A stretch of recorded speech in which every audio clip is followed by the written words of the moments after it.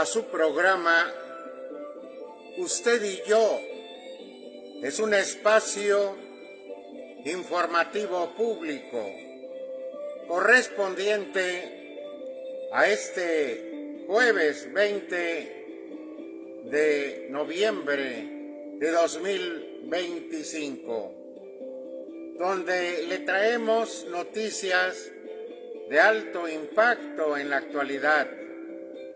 Somos sus anfitriones, Reina Bustos Morales en la dirección técnica y en la dirección general, su servidor y amigo, el licenciado Gerardo Gabriel Almazán. Siempre es un gusto saludar a todos ustedes.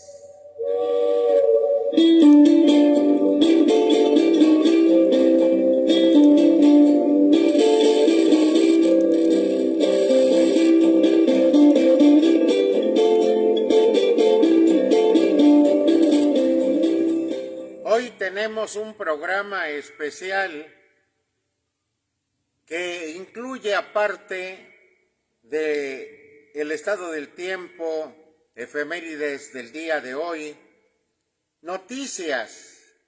La única noticia más importante, el 115 aniversario del inicio del movimiento social, primero en el siglo pasado, en todo el mundo. Estamos refiriéndonos a la Revolución Mexicana, queridas y queridos amigos.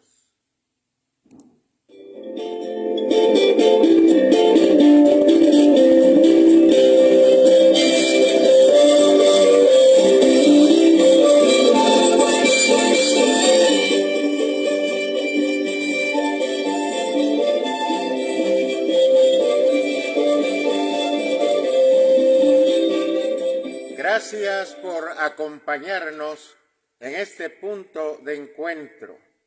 Hoy el estado del tiempo, como el día de ayer, sin perturbaciones, un tanto cuanto nublado, y qué bueno, porque de esa manera los jóvenes, los infantes que desfilaron el día de hoy, pues gozaron por lo menos de un cielo nublado, al igual que los papás y las madres de familia.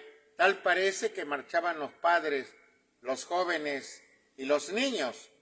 Pero qué importante es, porque es un punto de encuentro entre la familia que participa, como siempre, al cuidado de sus hijos, hidratándolos, tomando todo tipo de medidas para que todo salga bien. Y qué bueno que extremen precauciones en estos tiempos muy diferentes a los de hace algunos años.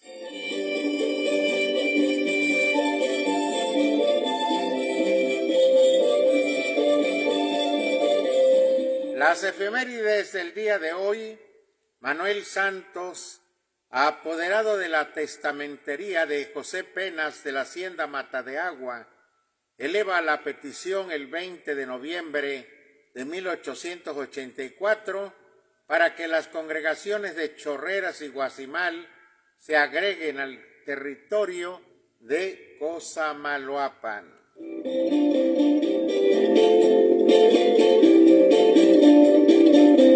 El alcalde de Texechoacán, Alejandro Mortera, consciente el 20 de noviembre ante el jefe político del cantón de Cosamaloapan para tal segregación de su municipio, el ayuntamiento de Amatlán nada opinó al respecto.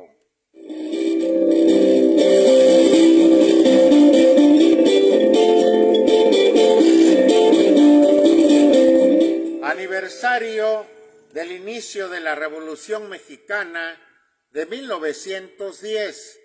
Eso lo daremos a conocer en grandes rasgos en breves instantes. También un día como hoy, pero del año 2011, exposición Testimonio de una guerra, fotografía de la Revolución en el Salón Presidentes de Palacio Municipal de Cosamaloapan. Organizó el Consejo de la Crónica que preside un servidor, el maestro Gerardo Gabriel Almazán, en coordinación con el Instituto Nacional de Antropología e Historia, en su representación más cercana, que es el Museo de Antropología de Santiago Tuxtla, y que tuvo además una permanencia de 6 meses la exposición en la segunda planta de Palacio Municipal.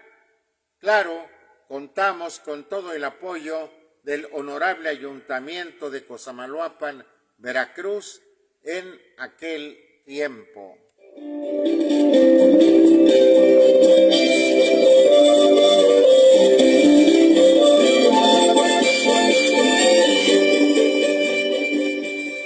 Los primeros profesores que el hombre tuvo en la música, ¿quién cree que fueron?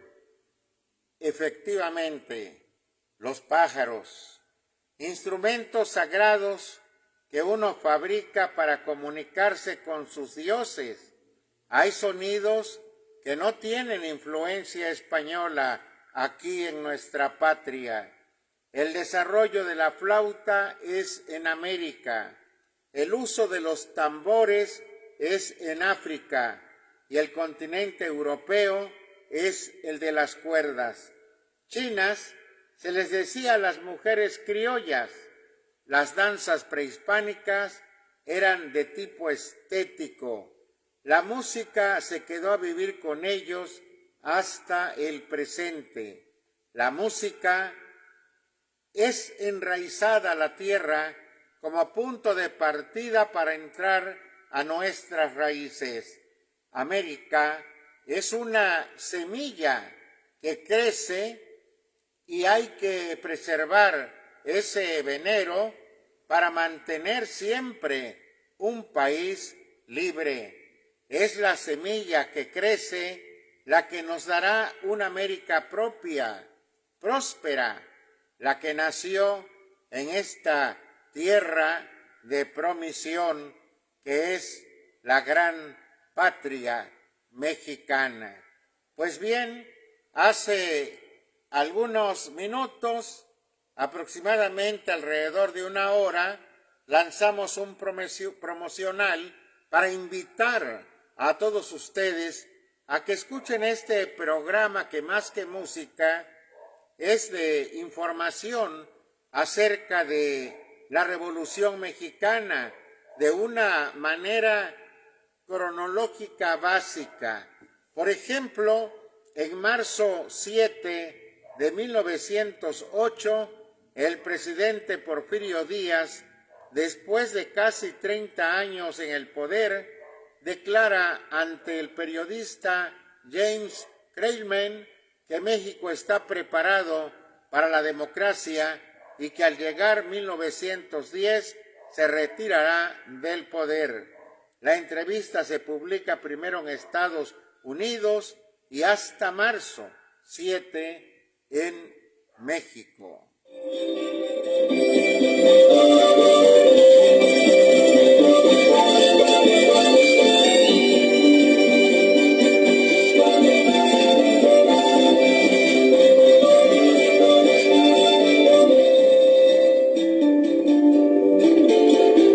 En el mes de diciembre de 1908, Francisco I. Madero escribe el libro de la sucesión presidencial en 1910, que sería vital para este gran movimiento entre mexicanos. Nos remontamos al año de 1909 y nos ubicamos el 21 de mayo. A instancias de Madero y otros partidarios, se constituye el Centro Antirreeleccionista de México, cuyo programa sostiene sufragio efectivo, no reelección. Pero les quiero comentar algo acerca de este lema, sufragio efectivo, no reelección. No fue precisamente Francisco Ignacio Madero el que lo creara, sino que fue el propio Porfirio Díaz Mori cuando buscaba por primera vez la presidencia de la República. Esto es algo extraño porque le aplicaron con el paso de los años la misma receta. En octubre 16 de ese año de 1909, el presidente Porfirio Díaz se entrevista en El Paso, en Ciudad Juárez, con el presidente de los Estados Unidos de América, William H. Taft. En abril 15 de 1910, Francisco I. Madero es elegido candidato a la presidencia de la República por el partido antirreeleccionista. La carrera por la presidencia se concentra en dos candidatos, Porfirio Díaz y Francisco Ignacio Madero González.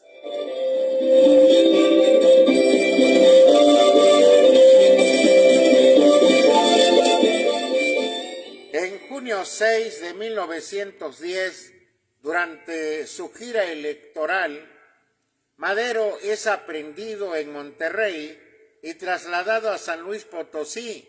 Empieza la persecución contra maderistas en todo el país. En julio 10 de 1910, con Madero en la cárcel, se realizan las elecciones.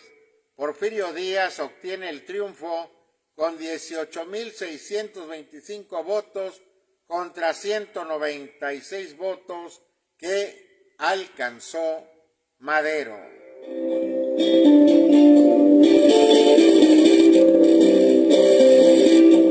En septiembre 15 y 16 de 1910, el general Porfirio Díaz preside los festejos del centenario de la independencia de México, inaugurando, entre otros, el monumento a la independencia que se encuentra en la avenida Reforma y también el Hospital La Castañeda, legendario hospital donde atendían a personas que tenían problemas con la salud mental, entre otras inauguraciones.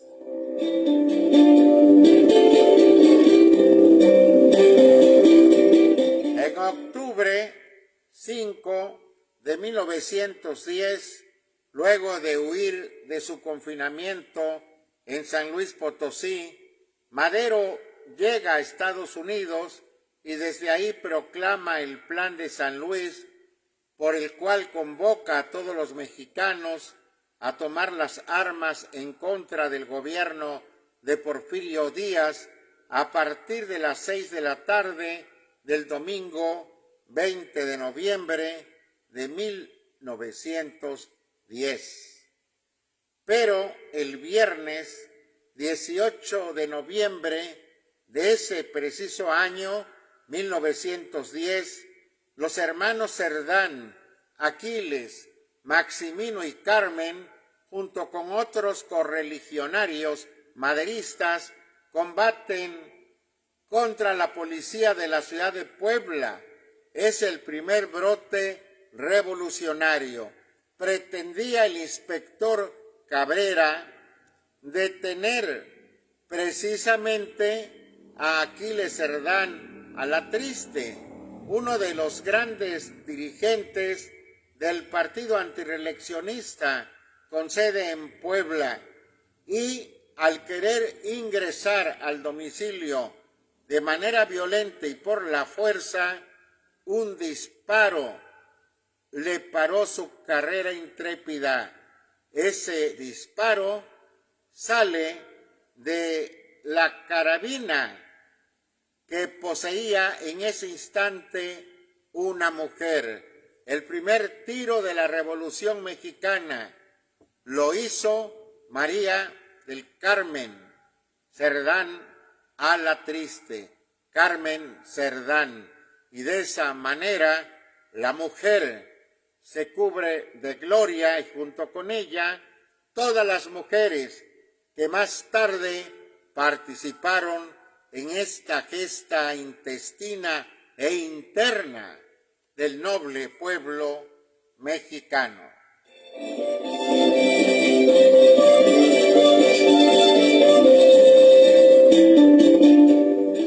El día 19 de noviembre se lanza a la lucha fratricida allá el Centauro del Norte, con los dorados, efectivamente, Doroteo Arango, mejor conocido como Francisco Villa.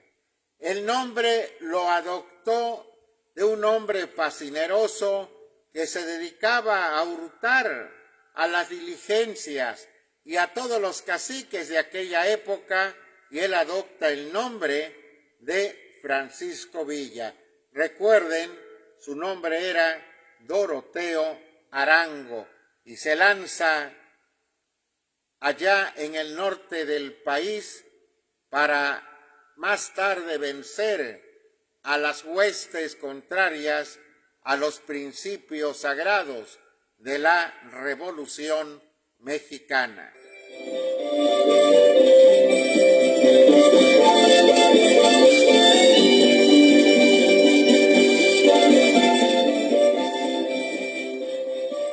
En noviembre 20 de 1910 inicia la lucha armada contra Díaz de acuerdo con el Plan de San Luis Potosí. Distintos brotes rebeldes estallan en el norte del país. Al cruzar la frontera, Madero se encuentra con un pequeño contingente de hombres y decepcionado regresa a Estados Unidos creyendo que el movimiento había fracasado.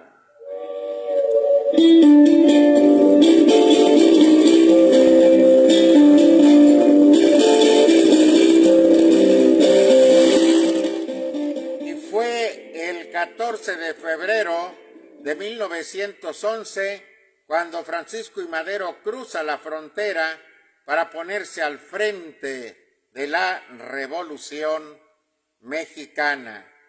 En marzo 11 de 1911, en Villa de Ayala, Morelos, Emiliano Zapata Salazar se levanta en armas contra también la dictadura de Porfirio Díaz.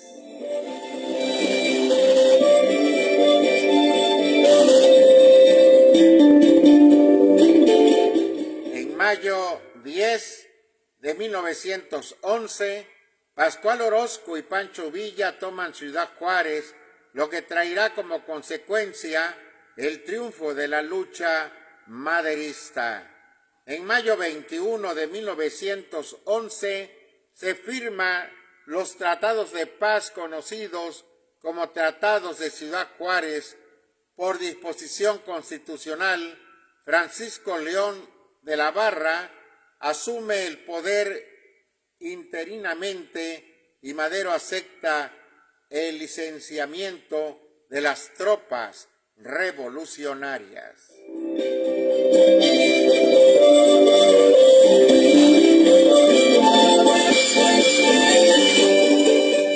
En mayo 25 de 1911, Porfirio Díaz renuncia a la presidencia de México luego de más de 30 años de ocupar el poder. Días después, parte al exilio.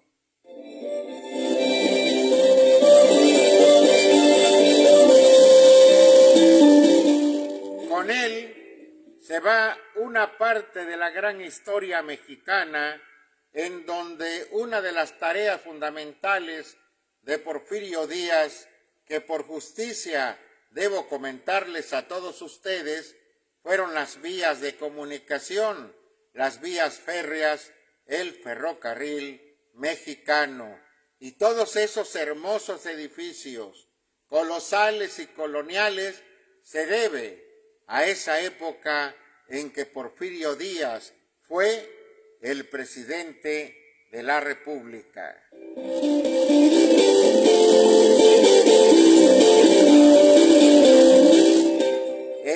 junio 7 de 1911, Madero hace su entrada triunfal en la Ciudad de México. Y fue en octubre del 1 al 15 de 1911 en que se celebran las primeras elecciones libres para elegir presidente de la República. Madero obtiene 19.997 votos contra 87 que alcanzó León de la Barra.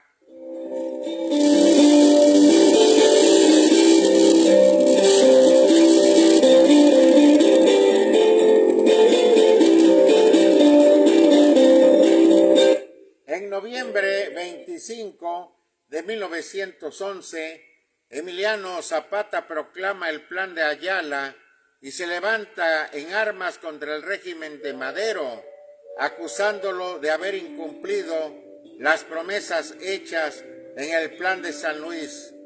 Con ese documento introduce el elemento agrarista al proceso revolucionario.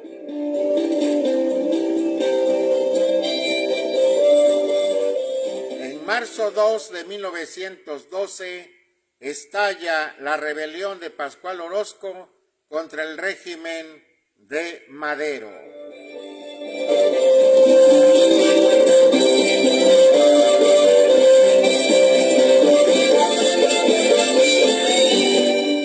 Fue en septiembre 16 de 1912, inicia sesiones la 26ª legislatura de la Cámara de Diputados, electa por primera vez de una manera libre.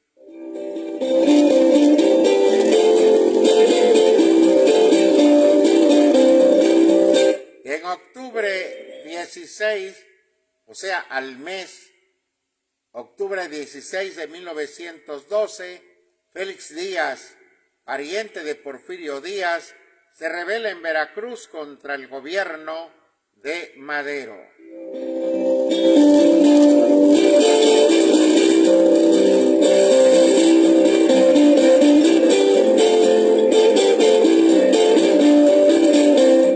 En febrero 9 de 1913, estalla una revuelta contra Madero en la Ciudad de México, encabezada por Bernardo Reyes, Félix Díaz y Manuel Mondragón, conocida como la Decena Trágica.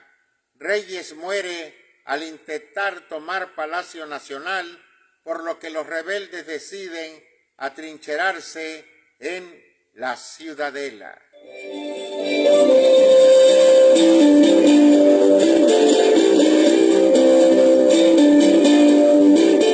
En febrero 18 de 1913, luego de 10 días de sangrientos enfrentamientos en la capital, termina la Decena Trágica con la traición de Huerta, quien ordena la aprehensión de Madero y Pino Suárez.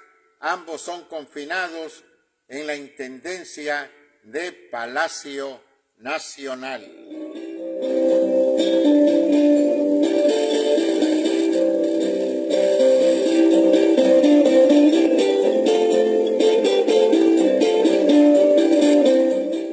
En febrero 19 de 1913, un día después, Gustavo Madero es asesinado. Madero y Pino Suárez renuncian a la presidencia y vicepresidencia del país, luego de 45 minutos en el poder. Pedro Lascurain, secretario de Relaciones Exteriores, renuncia y su lugar lo ocupa Victoriano Huerta, a quien había designado secretario de Gobernación.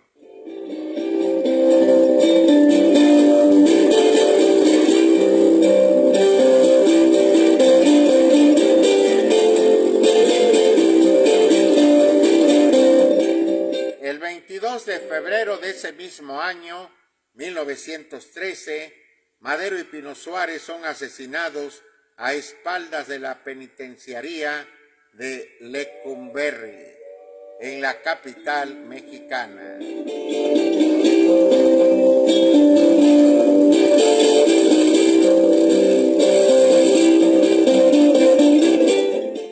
marzo 26 de 1913, con el Plan de Guadalupe, Venustiano Carranza convoca la rebelión contra el gobierno usurpador de Huerta y organiza el ejército constitucionalista para restaurar el orden constitucional. Roto con el cuartelazo de Estado, se le une el general Álvaro Obregón Salido.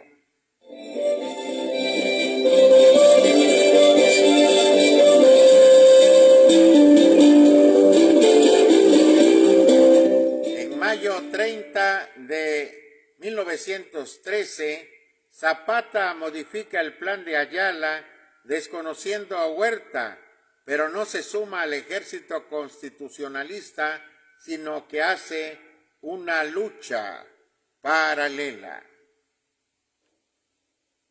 En septiembre 29 de 1913, Francisco Villa y la División del Norte se unen a la Revolución Constitucionalista.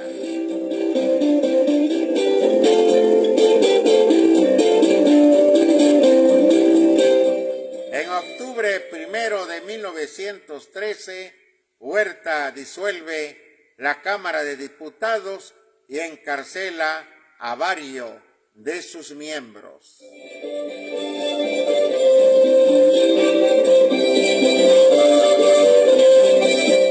En abril 3 de 1914, tras varios meses de combates, la toma de Torreón marca la serie de victorias con la que la División del Norte del Ejército Constitucionalista, encabezada por Pancho Villa, derrotara al gobierno de Huerta.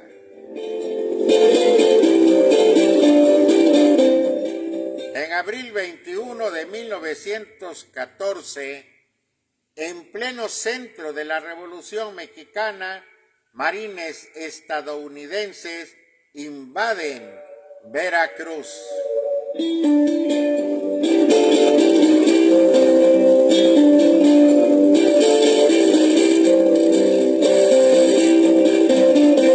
En junio 23 de 1914, a pesar de las diferencias entre Villa y Carranza, dentro del ejército constitucionalista, la División del Norte toma Zacatecas.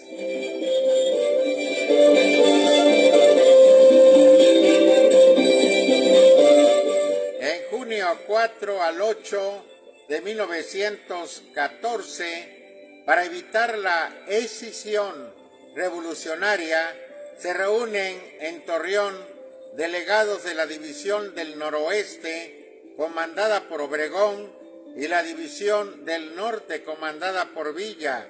Se comprometen a seguir aliados y convocar a una convención revolucionaria. Y fue en julio 8 de 1914 cuando Álvaro Obregón, al frente del cuerpo del Ejército del Noroeste, toma Guadalajara.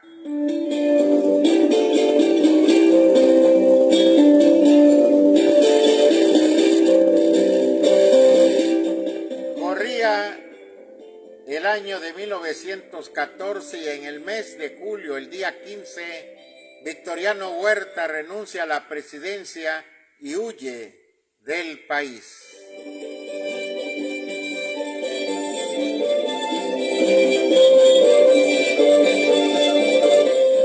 En agosto 13 de 1914, el general Álvaro Obregón Salido, como representante del ejército constitucionalista, firma los tratados de Teoloyucan.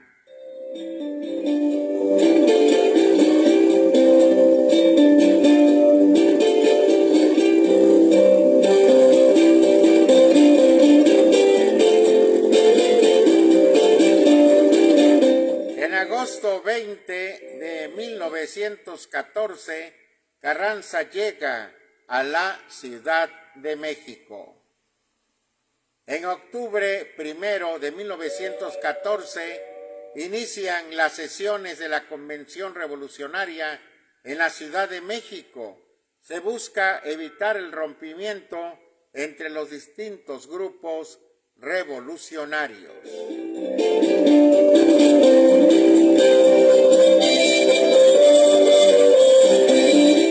En octubre 10 de 1914, por un acuerdo entre las fuerzas revolucionarias, se reanudan las sesiones de la convención en la ciudad de Aguascalientes, en el Teatro Morelos.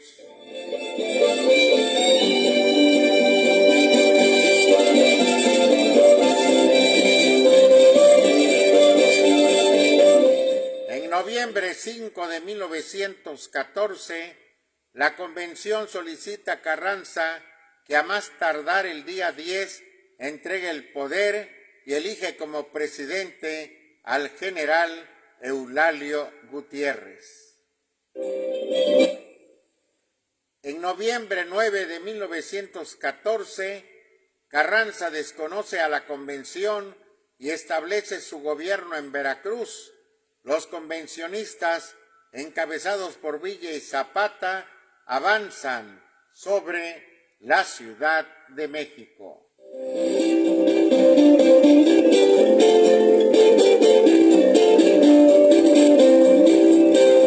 En diciembre 6 de 1914, Villa y Zapata ocupan la Ciudad de México y desfilan con 50,000 hombres por las principales calles.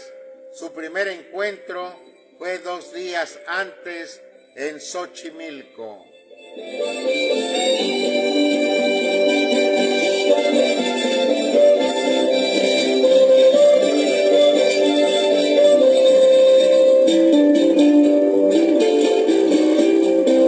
Exactamente al mes, en enero 6 de 1915, desde Veracruz, Venustiano Carranza expide su ley agraria, la ley del 6 de enero.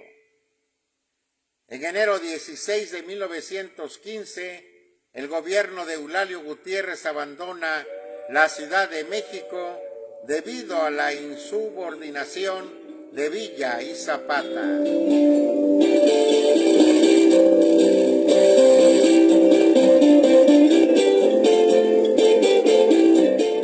En enero 16 de 1915, la convención elige al general Roque González Garza, presidente de México, en sustitución de Eulalio Gutiérrez, y ratifica a Villa como general en jefe del ejército convencionista.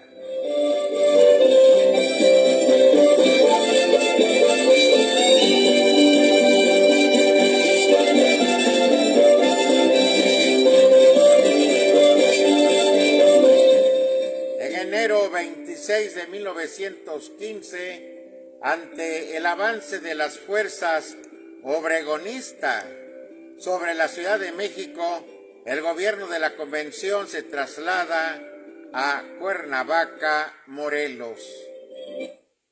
En abril-junio de 1915, durante 3 meses, Álvaro Obregón Salido se enfrenta y derrota a Pancho Villa en la región del Bajío, en las célebres batallas de Celaya y la Trinidad. La victoria sobre Villa le otorga el triunfo definitivo a Carranza.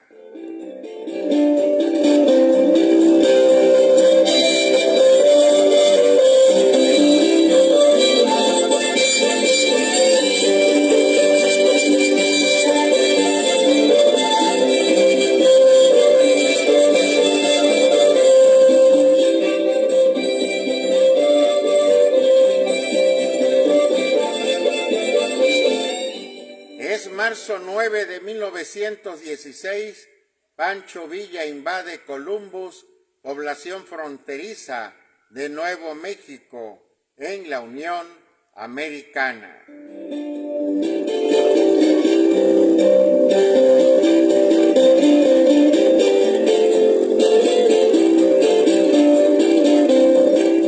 En diciembre 1 de 1916, convocado por Venustiano Carranza, inicia sus sesiones el Congreso Constituyente en Querétaro, que se encargará de redactar la nueva Constitución Política de los Estados Unidos Mexicanos. Y fue en febrero 5 de 1917 cuando se promulga dicha Constitución. En mayo 1 de 1917, Venustiano Carranza asume la presidencia constitucional del país.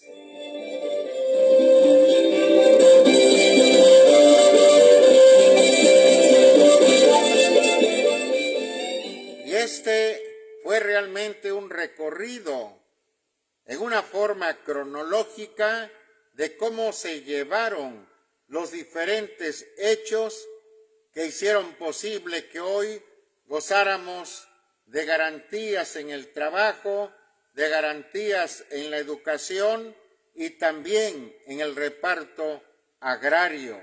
Amigas y amigos que nos escuchan en 32 entidades de la República, gracias a las 348 estaciones de radio online, internet, que están dispersas en todo el territorio nacional. Igualmente, usted puede escucharnos por Messenger, Instagram y YouTube. Estamos al servicio de ustedes, al servicio de la gran patria mexicana.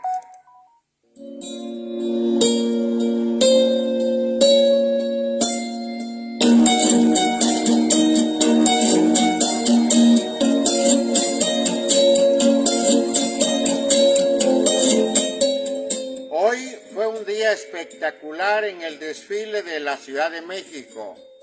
Creo en lo particular, y usted sabrá si me equivoco y si vio ese desfile, fue el que menos ha tardado desde hace muchos años allá en el altiplano central de nuestro país, en la capital de la República, en la Ciudad de México. Pero hay algo que me llamó mucho, pero mucho la atención. Fue un desfile diferente. Pienso que muy didáctico y sobre todo dirigido a los menores de edad y a los jóvenes de secundaria y preparatoria. Aparece un personaje singular, un sabio de la vida, un abuelito como todos, que están llenos de sabiduría por lo que ellos han experimentado, por el caudal de vivencias en la que han estado y por ese gran amor que se va acrecentando con los años, con los nietos. Y aparece un anciano con su nietecita y durante todo el recorrido la nietecita le hace todo tipo de preguntas y el Señor le contesta sabiamente. Creo que eso, aunado a la descripción de cada uno de los elementos que participaron en el recorrido, fue algo que queda en la historia como único, sensacional. Por lo menos las partes que yo logré observar y escuchar me dejó profundamente satisfecho como crítico y como mexicano.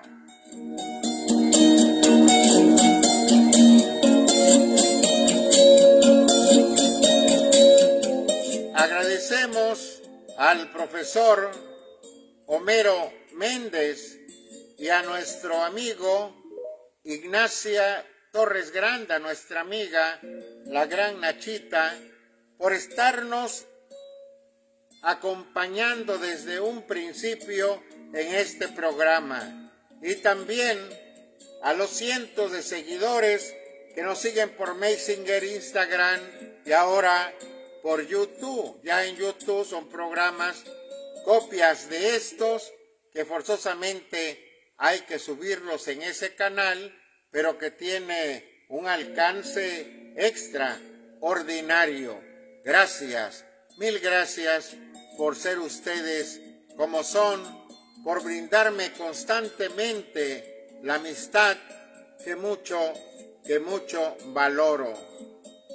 Y en otra parte, allá detrás de todo este magno evento, también podemos decirle que aquí en Cosamaloapan hubo un extraordinario desfile, como en todas las cabeceras municipales y en algunas comunidades, por lo menos aquí en Cosamaloapan, como la de Poblado 2, cuyo evento estuvo presidido por el presidente municipal electo Jorge Villegas Cázares, acompañado por el agente municipal de aquel lugar, así como de los ejidos pertenecientes a esa exquisita población de personas que en sus ayeres aceptaron la hospitalidad cosamaloapeña y que ahora la mayor parte de ellos son nacidos en territorio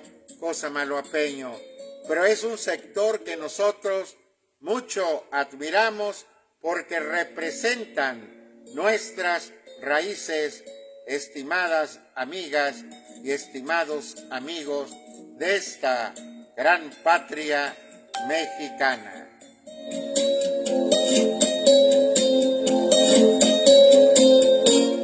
Y aquí admiramos dos cosas: el desfile que se prolongó mucho, porque a diferencia de México, aquí empezó con las acrobacias, etcétera, lo que normalmente buscan los muchachos, y yo creo que es justo pues ver todo ese resultado del entrenamiento, creo que es justo, pero sí se prolonga por varias horas el desfile de Cosamaloapan, y allá en México fue un relato breve de todo lo que aconteció desde el año de 1906 con la huelga de Cananea, de los mineros de Cananea.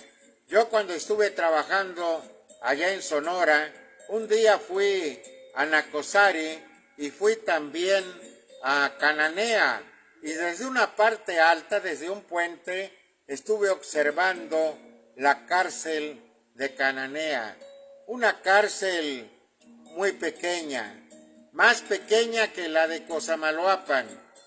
Sucedieron tantas cosas increíbles de narrar.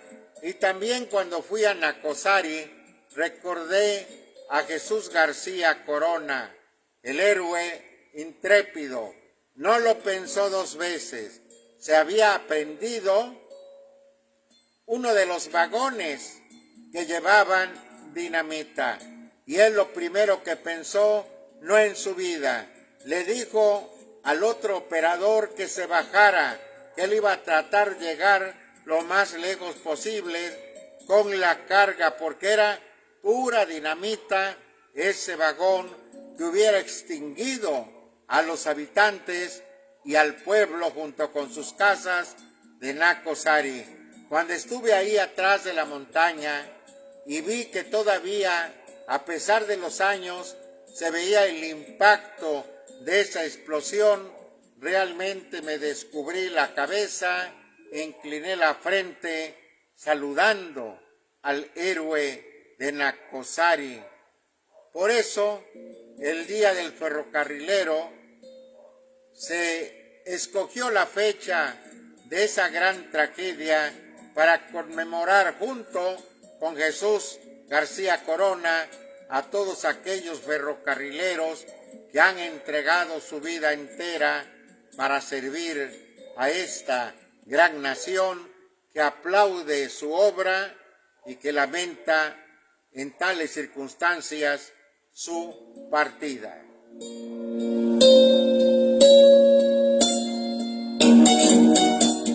Y allá en la Ciudad de México, los policías frenan marcha de la generación Z antes de llegar al Zócalo. Cuadras antes decían, déjenos pasar. Así exigían los manifestantes. pensaban participar después de terminado el acto del 115 aniversario de la iniciación de la Revolución Mexicana, pero no lograron su participación, aunque la propia policía, que fue la que los detuvo, sin llegar a actos violentos como los anteriores, comentaron que era un grupúsculo, es decir, un grupo muy pequeño, muy diezmado, comparado con el del sábado anterior, muy totalmente pequeño, por decir algo. Hasta la lengua se traba cuando se trata de describir el número de personas que acompañaban, y nuevamente jóvenes y la mayor parte adultos. Ya luego algunos periodistas entrevistaron a las personas adultas y ellos comentaban que eran los padres de familia que no podían permitir que fueran violentados por los hombres de negro. Así le calificaron a los policías de la Ciudad de México, los hombres de negro. Pero estos padres aún no ven con luz propia de sus ojos lo que sus hijitos, santos hijos, llevaron a cabo de manera violenta en la otra marcha, que los proyectó como la parte negra de un país. Afortunadamente es un grupo pequeño el que atenta contra las instituciones y la paz pública de nuestra patria.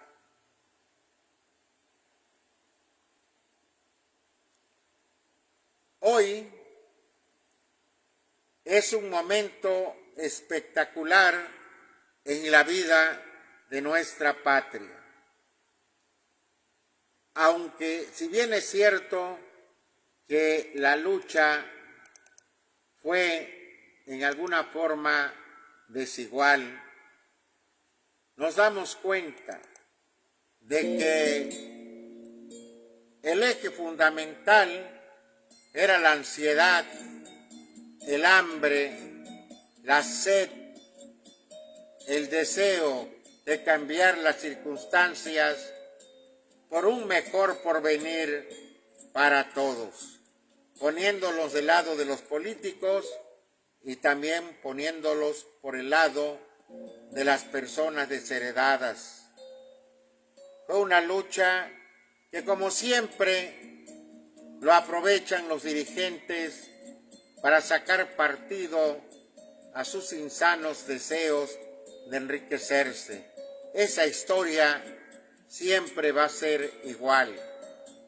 Debe de surgir una persona honesta para cambiar el rumbo de nuestra historia, para cambiar el rumbo de México, para cambiar el rumbo de nuestro Cosamaloapan y de nuestra entidad gloriosa de Veracruz. Aquí pues nos damos cuenta que hay profundos contrastes en los que se van y en los que se quedan. Hace algunos días pasé ahí por la Plaza Bicentenario y me asombré la cantidad de mosaicos despegados del piso de ese hermoso edificio, que estuvo durante mucho tiempo abandonado y que posteriormente Petróleos Mexicanos, gracias a la gestión desarrollada por alguien, porque hasta esto nuestros políticos no se anuncian, pues se remodeló en gran parte la totalidad de la estructura, de la cuestión eléctrica, de los pisos, baños, etc. Y quedó hermoso, pero a muy poco tiempo ya no hay una gran cantidad de mosaicos, sobre todo frente a la financiera Bienestar, lo que conocíamos hasta hace poco tiempo como telégrafos nacionales, que se encuentra en el interior, entrando por la puerta principal a unos pasos. También vemos con mucha tristeza que han pasado muchas, pero muchas administraciones y muchas calles y banquetas han sido olvidadas. Primero, nosotros, como vecinos, formábamos juntas y arreglábamos, pero la calidad de vida, el dinero que se gana, ya no nos permite darnos ciertos lujos, como es tratar de reparar lo que otros de manera indiferente destruyeron. También cuando la Comisión Federal de Electricidad y Teléfonos de México, que es una empresa privada, trató de modernizar el cableado poniéndolo subterráneo, por lo menos uno que es investigador, lo primero que pensé es que el agua está a flor de tierra, de donde caminamos, y que eso iba a ser un fracaso como lo fue. Hubo muchos cortos durante incluso la colocación de los cables, tuvieron que abrir las banquetas casi a la orilla de cada banqueta para ahí poner la tubería para ingresar los cables. En algunos casos sí lograron cementar esos canales que ellos abrieron, pero de una manera tan pobre que ahorita casi todos los canales que abrieron se levantaron y ya no sirven. Sirven como obstáculo, sobre todo para las personas de la tercera edad o las señoritas que llevan zapatillas y caen de manera despiadada sobre las sucias calles de Cosamaloapan. Porque muchas personas lavan, sobre todo los edificios de los altos ejecutivos, y se les olvida ir corriendo el agua hasta que ésta bañe gran parte de las losas para que no existan charcos. Pero hay otras que sin barrer echan agua y se vuelve un lodazal. También hay muchos talleres aquí en Cosamaloapan, sobre todo los mecánicos que riegan aceite, tanto en las banquetas como en las calles. Y ya saben que eso es motivo de un posible accidente para las motos, para los propios vehículos y sobre todo para los que caminamos por las avenidas y calles de Cosamaloapan. Yo sé que tienen que trabajar, que están llevando a cabo una labor honrada, porque además necesitan trabajar para llevar como todos los alimentos a su familia. Pero por favor, limpien el lugar donde trabajan, porque por lo menos por donde yo vivo van varias personas que se fracturan. Vuelvo a repetir, los de la tercera edad que se fracturan y ya son personas con años de más, gracias a Dios, pero se fracturan porque ya todo su sistema óseo está débil y cansado. Llevaron a cabo muchas tareas rudas en su juventud y en su adultez, y ya de grande, todo lo que sirve un día deja de servir y se afectan, se quiebran un brazo, y más aún cuando no tienen familia. Eso es, y que viven en la calle barriendo, que viven en la calle ofreciendo sus servicios a pesar de su edad y ya fracturados de una pierna o de un brazo, poco útil son para algunos trabajos que vienen desarrollando.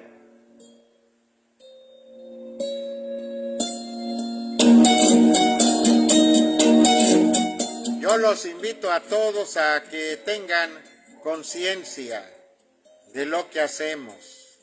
Es sumamente importante pensar antes de hacer y no hacer para pensar.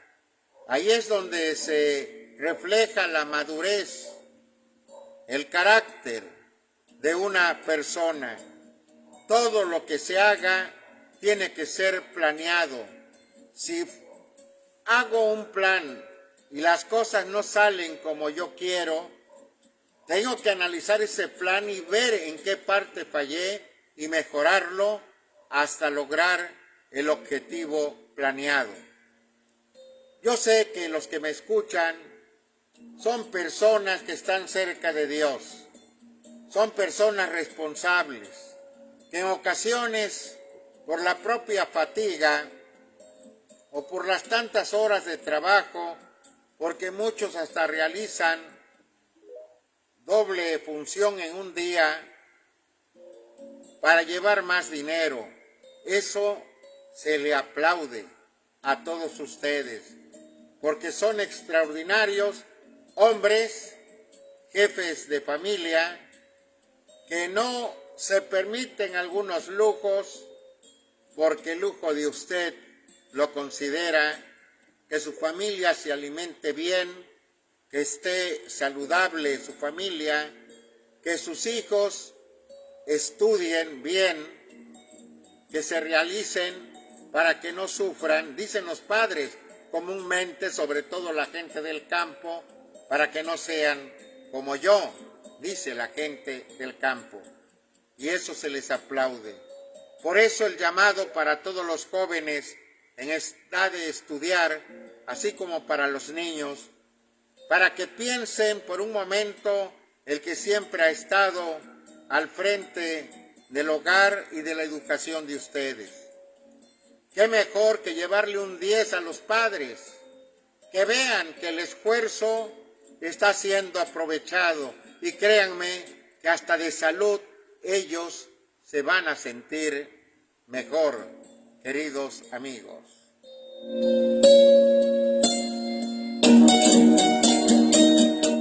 Por eso la Revolución de México tardó algo, porque no tenía un plan concebido. Hubo varios planes y cada plan trataba en algún momento de llevar agua al molino de quien lo hacía, ya sea el plan de San Luis, el plan de Ayala, el plan de Tacubaya, el plan de Tuxtepec en su tiempo, que le permitió llegar a Porfirio Díaz al poder y eternizarse por más de 3 décadas. Por eso la independencia también no se logró. Podía haberse logrado en el mismo año en que se inició el movimiento independentista. Pero al recordar el padre Hidalgo de las experiencias vividas al frente de sus huestes en Guanajuato, cuando toman la Alhóndiga de Granaditas y ven que todo mundo se llevó gran parte de la riqueza de los hacendados que habían tenido como fortaleza la Alhóndiga de Granaditas, que era un almacén de granos, al ver las violaciones a las mujeres por su ejército, la forma desafortunada de quitarle la vida a los demás, cuando ya se iban encaminando y casi llegando a México, recula, deja el plan que hubiese salvado tantas vidas y en ese momento firma su holocausto. Tiempo después es enjuiciado, desposeído de sus ornamentos, muerto y mutilado de su cabeza, que estuvo un poquito más de 10 años en una de las esquinas de la Alhóndiga de Granaditas. Esa es la historia.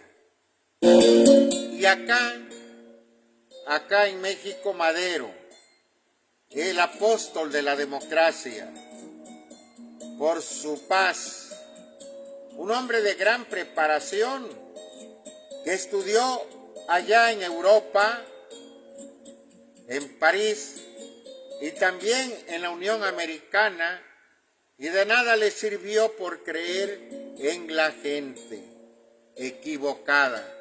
Imagínense, secretario de Gobernación, Huerta, el que lo traicionó, el que le dio el golpe de Estado y el que ordenó que fuera ejecutado junto con el vicepresidente Pino Suárez. Bien, agradecemos en todo lo que vale al Salón El Patio, el lugar de los grandes eventos, que saluda a todos y festeja el 20 de noviembre ahí en su casa, en el Salón El Patio, que también es la casa que ofrece a ustedes, la Catedral de la Música Viva, el Templo de la Amistad, Salón El Patio, todos los días desde las 10 de la mañana hasta que el cuerpo aguante. Usted puede ir con la señora, puede ir con los hijos, puede llevar a la novia, puede la novia llevar al novio, o ir amigas y amigos a disfrutar un buen momento. No es un bar ni una cantina, es un lugar familiar de recreación. Y los viernes, la Diva y dos más. Y en ocasiones los sábados hacen eventos hermosísimos.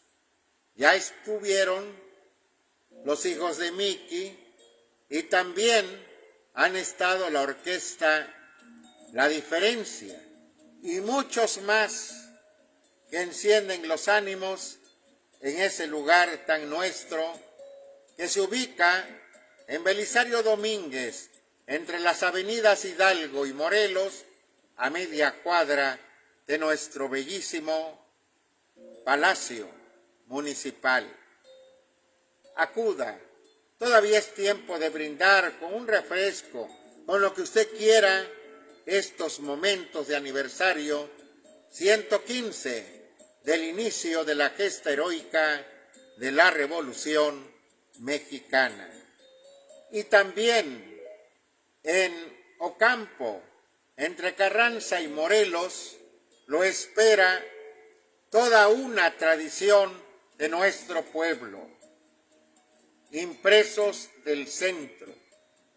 Ahí lo atenderá o bien el licenciado Jorge Villegas Cázares, nuestro dilecto presidente municipal electo, como su hermana Mago o sus hermanos, ofreciéndole trabajos de calidad, únicamente de calidad y nada más de calidad. Ahí podrá mandar a hacer, en estas fechas que se prestan, sus invitaciones para su próxima boda, para celebración de su hija de los 15 años, para el bautizo del bebé, para la presentación, para la comunión, en fin, para la fiesta que usted desee realizar. Y en tarjetas de visitas son únicos. Recuerde, Impresos del Centro, una tradición de nuestro pueblo.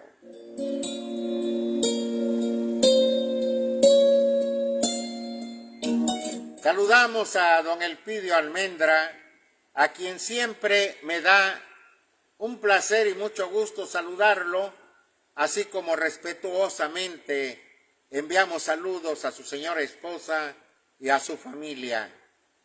Una familia muy hermosa, qué elotes, qué bárbaro, y qué yucas tremendas.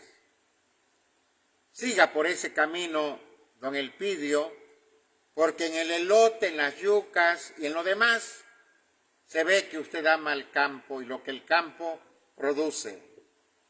Eso es muy importante. Cuando se cultiva algo, se cultiva con amor, como lo hace usted, y se ve en la cosecha. Gracias, muchas gracias, porque amigos como usted hay pocos. Por eso me felicito de que usted me considere su amigo. También saludamos al doctor Domingo Álvarez, un hombre que durante muchos años, junto con su señora esposa, la enfermera Yolanda Coronado, pues ha incursionado en la vida, en la salud de nuestros hermanos cuenqueños, y lo ha hecho con mucha fe, con una gran devoción, porque pues nació para ello, también para servir a la humanidad. Saludamos al recién galardonado, quien le fue impuesto la máxima medalla que se recibe en la Asociación de la Salud Pública, como lo es el doctor Luis Fernando Antiga Tinoco, que sirvió aquí en la jurisdicción sanitaria número 9, también estuvo en la 8 en Veracruz, también estuvo en Pánuco, en Tuxpan, en Misantla, en Minatitlán, y en donde quiera dejó amigos. Pero algo se contagió de Cosamaloapan, que siempre viene a celebrar su cumpleaños aquí, en Cosamaloapan. Gracias, doctor. Igual a otro extraordinario galeno, como lo es Orlando Uscanga Muñoz. También fue de la jurisdicción sanitaria. También fue director del Hospital General. También estuvo como jefe de la jurisdicción en Veracruz. Como Antiga también lo estuvo en Jalapa, también él en Jalapa. Y hoy atiende allí en las oficinas del licenciado Jorge Villegas Cázares, en Manuel Carpio 400, a todas las personas que requieren la atención médica. La atención es gratuita y además se le entrega la medicina correspondiente. Un gran apoyo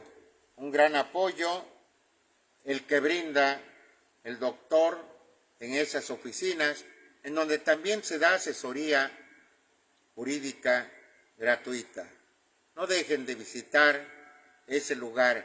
Y si usted requiere ropa para sus hijos, para usted, también pueden acudir ahí, porque hay un gran bazar de ropa gratuita. Claro, como en todos los casos, le pedimos también que piensen que no únicamente usted requiere prendas de vestir, que hay muchas personas, por lo que siempre se recomienda ir y tomar lo que se requiera. Es como cuando me invitan a mí a comer y va a pagar aquella persona, yo siempre trato de pedir lo más económico para no ser una carga. Que aunque ya sé que son personas que pueden y desean hacerlo, pues que se den cuenta también de la integridad de cada quien. Por eso estimo tanto a don Elpidio Almendra, como a Nachita Torres Granda y como al doctor Homero Méndez Fabián, al profesor, que ha estado desde un principio con nosotros y que son personas que muy difícil se olvidan por su amable compañía. Bien, amigos, saludos a María de los Ángeles en Orizaba y a su familia, a Ana María y su familia allá en Boca del Río, aquí en Cosamaloapan, a Irma Gabriel Almazán y María del Socorro Gabriel Almazán. Las 4 que nombré son hermanas, a las que mucho amo y quiero, lo mejor para ellas, así como a Reina Bustos Morales, directora técnica de este programa y reina de mi vida, como a su mamá, allá en el Espinal, rodeada de hijas e hijos, de nueras, yernos, nietos, nietas, anexos y conexos, las personas que constantemente la visitan. Y para usted también lo mejor de la vida, con un beso de Itzia Nimbé, la de los ojos color de mar, mirada de cielo. Tiene una mirada bellísima, bellísima, como también el corazón de cada uno de ustedes al darnos entrada de manera diaria para hacer de este momento un punto de encuentro entre usted y yo en un espacio informativo público. Gracias, mil gracias para todos ustedes y sigan viviendo intensamente este día que llegó para quedarse en el corazón de todos los seres humanos. No condenes la forma en la que alguien sobrevivió a un dolor que tú nunca has sentido. Recuerda eso, nunca condenes a nadie que haya sufrido un dolor que tú nunca has sentido. Señor amado, en este momento me detengo para darte las gracias. Gracias porque, aún en medio de las pruebas, nunca me abandonas. Gracias por tu fidelidad, por tu amor que nunca falla, y por cada nueva oportunidad que me regalas al despertar. Te agradezco por los pequeños detalles que a veces paso por alto, el aire que respiro, la luz del sol, las sonrisas que cruzan mi camino y las lecciones que me enseñas cada día. Gracias por mi vida, por las personas que me rodean y por la fuerza que me das para seguir adelante. Hoy, Señor, pongo mis sueños y preocupaciones en tus manos, confiando en que tú siempre tienes el control. Bendice a cada persona que escucha esta oración. Llénalos de tu paz, tu amor y tu esperanza. Enséñanos a ser agradecidos, incluso en los momentos difíciles, porque sabemos que tus planes son perfectos. Gracias, Dios, por ser nuestro refugio, nuestra fuerza y nuestro guía. Amén.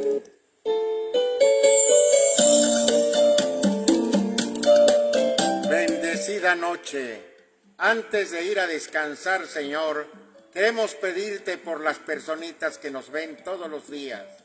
Dale salud, alegría, fe, tu bendición, un bello descanso y un hermoso despertar.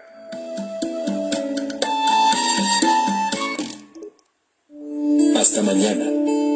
Gracias, Dios. Con estas palabras te agradezco esta noche de todo corazón, por mí y mis seres queridos. Gracias. Feliz noche para todos. Dios los bendiga.